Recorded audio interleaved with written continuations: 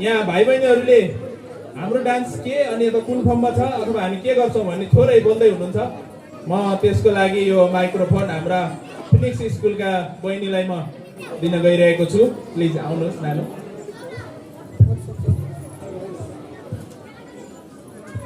नमस्कार सबैजना।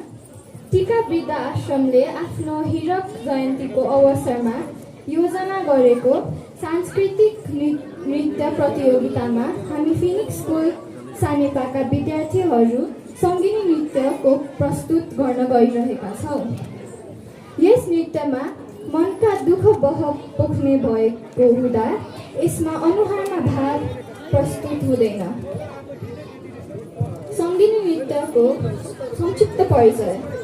सङ्गीनी नृत्य महिला दिदीबहिनीहरू तथा सङ्गीनी समूहमा भेला भएर नाच्ने परम्परागत लोकनृत्य हो।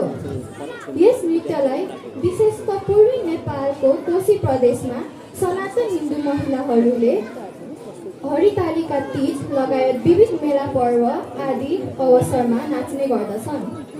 प्रस्तुत छ उक्त सङ्गीनी नृत्य। धन्यवाद।